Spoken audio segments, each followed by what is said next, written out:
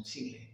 हमारे यहाँ जो BS का सिलेबस है, BS उर्दू का, और हमारे यहाँ जो ADP का सिलेबस है उर्दू का जो पहला पेपर है, इसमें उर्दू ज़बान की तश्कील व इर्तिका, उसका ये पहला उन्वान है, ज़बान और उसकी खसूसियात।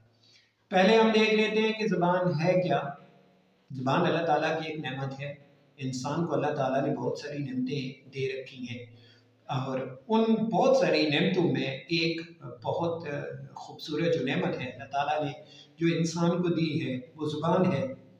और जो मखलूक़ात में से सिर्फ अल्लाह ताला की जितनी भी मखलूक़ात हैं उनमें से सिर्फ इंसान को ये नेमत दी गई है। इस ज़बान के ज़रिए हम अपनी दिल की बात दूसरे तक पहुँचाते हैं, बल्कि हम ये कह सकते हैं कि इंसानी माशरे की जो तश्कील व इर्तिका है उसका ताल्लुक भी ज़बान के साथ है, क्योंकि हम माशरे में मौजूद दूसरे अफराद तक अपनी बात पहुँचाते हैं, अपने दिल की बात उनके सामने रखते हैं, अपने जज्बात, ख़यालात, एहसासात हम उन तक रखते हैं और उनके जज्बात, उनके एहसासात और उनके ख़यालात हम तक पहुँचते हैं। तो ये ज़बान ही वो ज़रिया होती है जो माशरे को कायम रखती है। कहा जाता है कि जो कदीम बाबल के बाशिंदे थे उन्होंने एक बड़ा मीनार बनाने की कोशिश की, और उन्होंने कहा कि इतना बड़ा एक मीनार बनाते हैं कि हम आसमानों तक पहुंच जाए। अब वो मीनार बनाते गए और जब बहुत बुलंदी पर पहुंचे तो वही मीनार गिर गया। अब उसका इतना उनको सदमा लगा कि वो लोग अपनी ज़बान भूल गए, माफ़ी ज़मीर दूसरों को नहीं बता सकते थे, तो वो आपस में इतना लड़े कि वो सारी कौम, एक रवायत है, एक हकायक है कि वो सारी कौम आपस में लड़ झगड़ के ही इस दुनिया से चली गई। तो ये अब हम देख लेते हैं कि ज़बान की बहुत सारी जो तारीफ़ें हैं, हमारे यहाँ जितने भी मुहक्किकीन हैं, लिसानियात पर जितने लोगों ने काम किया है, उन्होंने अपने अपने हिसाब से ज़बान की बहुत सारी अक़साम बयान की हैं। मसलन अपनी माफ़ी ज़मीर का इजहार करना ज़बान कहलाता है, यानी जो हमारे दिल में बात होती है वो हम दूसरों तक पहुँचाते हैं, तो इसको ज़बान कहा जाएगा। इंसानी ख़यालात, तसव्वुरात और अल्फाज को हम इंसानी जज्बात, ख़यालात, तसव्वुरात, एहसासात को अल्फाज का जामा पहनाना ज़बान कहलाता है। फिर ज़बान अल्फाज की तरतीब का नाम भी है, ये भी इसकी एक तारीफ़ की जाती है।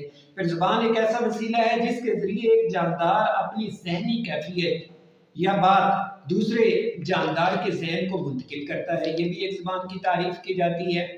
फिर ज़बान की एक तारीफ़ ये की जाती है कि ज़बान एक ऐसा वसीला है जिसके ज़रिए बोल करके लिख कर इंसान इरादतन अपनी बात, अपनी कैफियत दूसरे इंसान के जहन में मुंतकिल करता है। यानी ये ज़बानों की कुछ तारीफ़ें हमारे सामने आती हैं।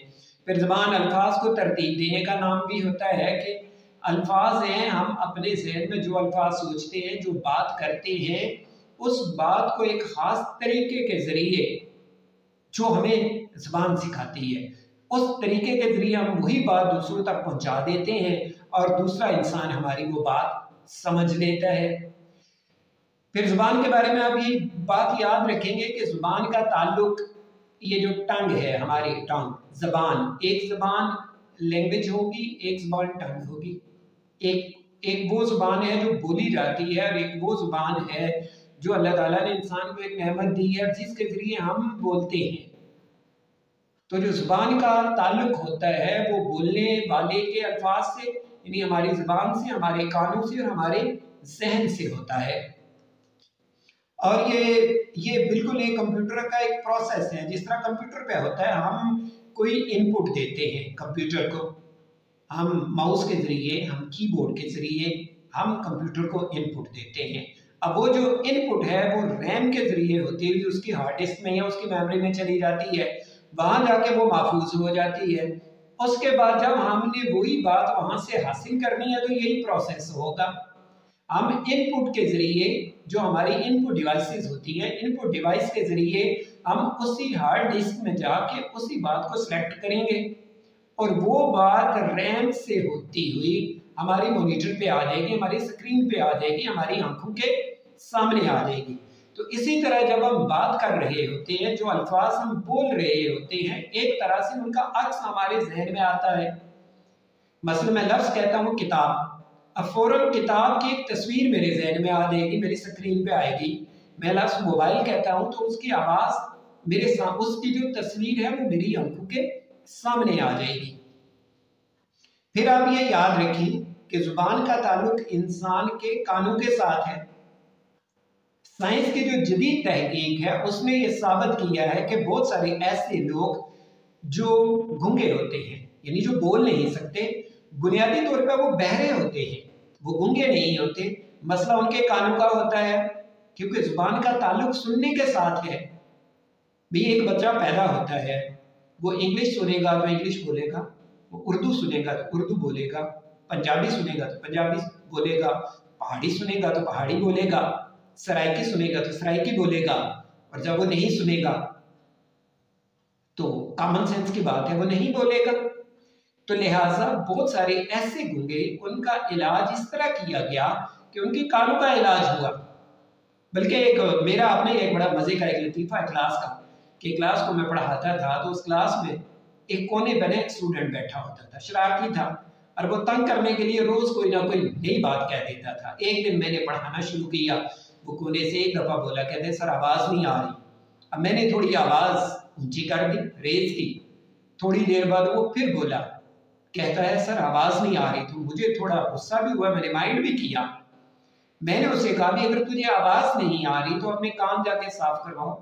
जरूरी तो नहीं है कि मसला मेरी जुबान का हो, तुम्हारे कानों का मसला भी हो सकता है। ये जरूरी नहीं है कि प्रॉब्लम इनपुट डिवाइस में हो, कहीं आउटपुट डिवाइस में भी कहीं ना कहीं प्रॉब्लम हो सकता है। तो लिहाजा बात ये ऐसे ही होता है कि जिस तरह हम उर्दू स्पीकर हैं, अब हमारे सामने कोई उर्दू में बात करता है तो हमें समझ आ जाती है, क्योंकि हमारे कानों से वो बात मानूस होती है और हमारे जहन में पहले से वो अल्फाज मौजूद होते हैं। इंग्लिश वाली चीज हमारी मेमोरी में पहले से महफूज नहीं होती, लिहाजा हम इंग्लिश नहीं समझ सकते। और अगर हम कुछ अरसे तक एक अंग्रेजी माशरे में चले जाते हैं, हमारे बहुत सारे भाई हैं जो अरब में जाते हैं, यहाँ वो बिल्कुल अनपढ़ होते हैं, लेकिन वहां जाते हैं, यहाँ उन्हें उर्दू भी नहीं आती होती, तो वहां जाके वो अरबी भी सीख लेते हैं। क्यों सीखते हैं? क्योंकि जब वो अरबी के अल्फाज सुन सुन के उनके कानों के जरिए उनके जहन में जाते हैं, उनके जहन में स्टोरेज बढ़ता जाता है। उनके जहन में जितना स्टोरेज होगा बढ़ता जाएगा, और जब वो बात सुनेंगे, एक दफा उन्हें कहा जाएगा कि पेन को कलम कहते हैं, तो उनके जहन में महफूज हो जाएगा। उनको ये कहा जाए कि जब वो सुनेंगे कि सिपाही को शुरता कहते हैं, तो अब शुरता उनके जहनों में महफूज हो जाएगा। जब भी वो उनके सामने कोई कहेगा कि शुरते आ रहे हैं, तो वो फौरन समझ जाएंगे कि कहीं से पुलिस आ रही है। तो इसका मतलब ये हुआ कि ज़बान का ताल्लुक हमारे कानों के साथ भी है, यानी ज़ुबान, हमारे कान और हमारा जहन, ये तीनों मिलके, यानी ये बिल्कुल माउस, रैम और हार्ड डिस्क वाला ये काम करते हैं। अब हम आगे बढ़ते हैं, ज़ुबान के पहलुओं पे बात कर लेते हैं। हम ये कह सकते हैं कि ज़ुबान के जो अनासर है बुनियादी, हम उन पे बात कर सकते हैं, या ज़ुबान के जो स्टेप्स हैं हम उन पे बात कर लेते हैं। जो ज़ुबान के जो पहलू होते हैं ये तीन हैं। एक इसका इशाराती पहलू है, हम इशारे करते हैं। हमने किसी को बुलाना है, हम उसे कहते हैं इधर आओ, ये तो अल्फाज है। अगर हम उसको इशारा करते हैं भाई इधर आ जाओ, तो ये हमने उसको इशारा दिया है।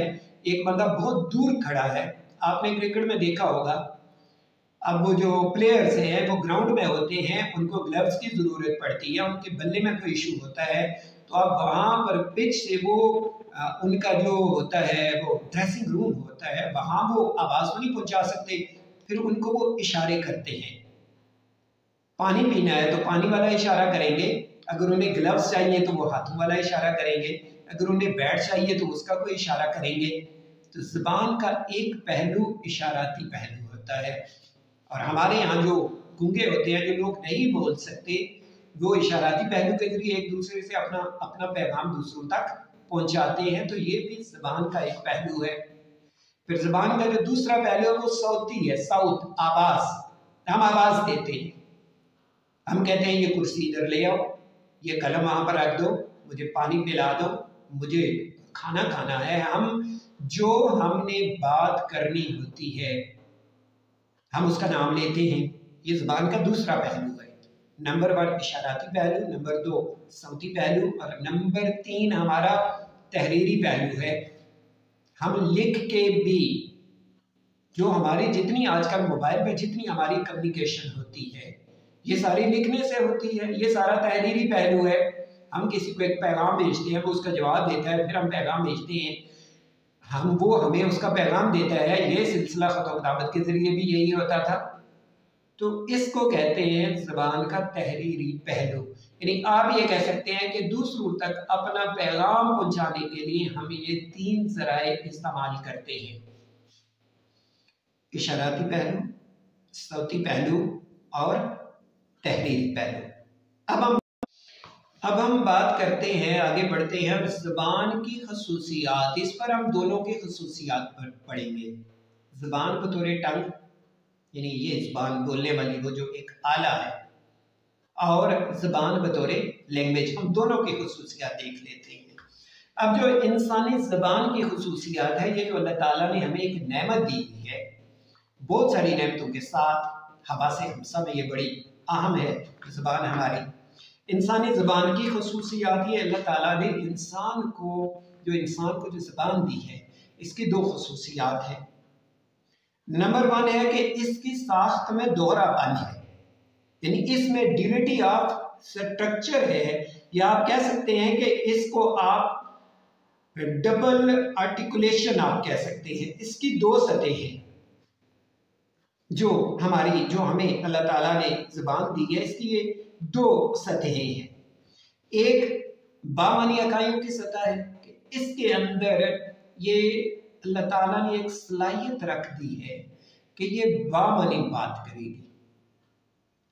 हर वो लफ्ज़ जिसका कोई ना कोई मानी निकलेगा, यानी इसको जो दोहरी ये दी गई है, या दोहरी सतह दी गई है, या इसको डबल आर्टिकुलेशन जो इसको दिया गया है, एक तो इसकी बामानी अल्फाज की, आवाज़ों की एक बामानी सतह है जो किसी और ज़बान में नहीं दी गई। एक इसको आवाज़ों की सतह दी गई है कि ये एक अल्फाज बोल लेती है, और दूसरा एक हो गया कि ये अदा कर सकती है लफ्ज़, ये इसकी खूबी है। अब देखो, आप इंग्लिश माहौल में है तो ये वहाँ पर बुक कहेगी, उर्दू वाले माहौल में है तो वहाँ पर ये किताब कहेगी। आप इंग्लिश वाले माहौल में है तो वहाँ पर ये सिटी कहेगी, और उर्दू वाले माहौल में ये शहर कहेगी। यानी इसकी जो खूबी है, एक इसकी बामानी अल्फाज की सतह है, और फिर उस लफ्ज़ को कोई ना कोई आवाज़ देने की सलाहियत भी इसके अंदर मौजूद है, नंबर 1। नंबर 2, ये अल्फाज को पैदा कर सकती है। आप देख लें, एक बच्चा छोटा होता है, वो इसका इस्तेमाल कम करता है, वो हूँ हाँ पे से शुरू करता है, फिर वो 6, 7, 8 माह का होता है तो कुछ ना कुछ वो मोहम्मद से लफ्ज़ बोलता है, फिर वो साल का होता है तो वो सिंगल वर्ड बोलने लग जाता है, 2 साल का होता है, 3 साल का होता है, आहिस्ता आहिस्ता वो जुमले बोलने लग जाता है, फिर वो स्कूल चला जाता है, उसके बाद वो लंबे अल्फाज, लंबे जुमले, लंबे पैराग्राफ, लंबी कहानियाँ वो पढ़ लेता है। ये अल्फाज को पैदा करने की सलाहियत भी इसको दी है अल्लाह ताला ने। ये नहीं, 2 तरह की सलाहियतें इस ज़बान को दी हैं। एक है आवाज़ की सतह कि ये साउंड बना लेती है, कई तरह की साउंड हम अपनी ज़बान से निकाल सकते हैं। अब देखो, जैपनी है तो वो अलग से आवाज़ें निकालेगा। आप कभी इंग्लिश म्यूज़िक आप सुने, उनके यहाँ ज़बान से अलग तरह की चीज़ें निकलती हैं। तो ये अल्लाह ताला ने जो हमें नेमत दी है, इसकी ये खूबी है।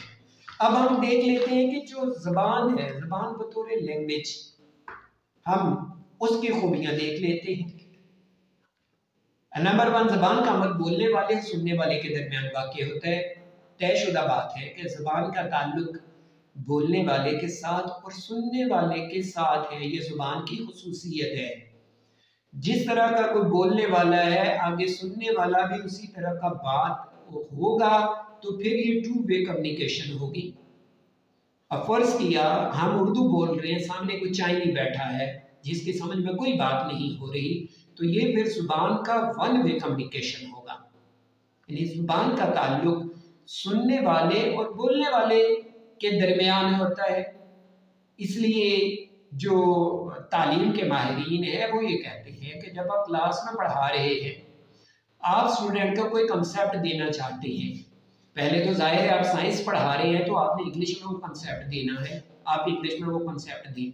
स्टूडेंट नहीं समझता, आप उर्दू में वो कंसेप्ट दें। वहाँ भी वो नहीं समझता तो उसकी जो मदर टंग है, जो उसकी मादरी जुबान है, उसमें जाके आप उसको कॉन्सेप्ट देंगे तो फिर टू वे कम्युनिकेशन होगा। अगर आप इंग्लिश में एक लंबी चौड़ी एक तकरीर कर देते हैं, आप एक पूरा एक लेक्चर दे देते हैं, साइंस की इजादात पे बात कर लेते हैं, जो आपके सामने बैठा है वो आपकी बात को समझ नहीं रहा, तो इसका मतलब है फिर आपकी जो बात है वो जब नहीं समझ सकेगा तो आपकी सारी मेहनत रायगा हो जाएगी। तो लिहाजा ज़बान का ताल्लुक बोलने वाले और सुनने वाले के दरमियान होता है। फिर ज़बान अल्फाज का मजमुआ है और हर लफ्ज़ कोई ना कोई अलामत ज़ाहिर करता है। ये इस तरह हम कुर्सी लफ्ज़ अदा करेंगे, हमारे जहन में फ़ौरन वो कुर्सी की तस्वीर आ जाएगी। हम किसी शहर का नाम लेते हैं, हम इस्लामाबाद कहते हैं तो फ़ौरन हमारे जहन में पाकिस्तान के कैपिटल का नाम आ जाएगा। तो लिहाजा जो अल्फाज है वो किसी चीज़ की अलामत होते हैं, भी या वो नाउन होंगे या वो वर्ब होंगे, नाउन या वर्ब होंगे। यानी हम कहेंगे उठना तो हमारे जहन में फ़ौरन वो एक्शन आ जाएगा। हम क्लास में बैठे हैं, टीचर आ जाता है, टीचर कहता है खड़े हो जाओ। अब हमारे जहन में खड़े होने का जो लफ्ज़ है उसकी तस्वीर आएगी, वो एक्शन हमारे जहन में आएगा, हम फ़ौरन उठ बैठेंगे। कोई हमें कहता है कि फलां जगह पे कोई रो रहा था, तो हमारे जहन में वो जो रोने का मंजर है, वो एक्शन है, वो हमारे जहन में आ जाएगा। यानी अल्फाज एक्शन को जाहिर करते हैं, अल्फाज चीज़ों को जाहिर करते हैं। फिर आगे बाज़ वक़्त अल्फाज का उसके मानी से भी बड़ा ताल्लुक होता है। हम चारपाई कहते हैं तो हमारे जहन में वो चारपाई फ़ौरन आ जाएंगे। हम अदसा कहते हैं, ये जो अदसे को अदसे का नाम दिया गया है लेंस, ये माश या मसूर की दाल को कहा जाता है क्योंकि अदसे की शक्ल उसकी तरह की होती है। इसलिए ये जो इजाद थी, शायद इब्न अल-हैशम ने इसको ये नाम दिया था अदसा, अदसे से ही आगे लेंस का लफ्ज़ बन गया।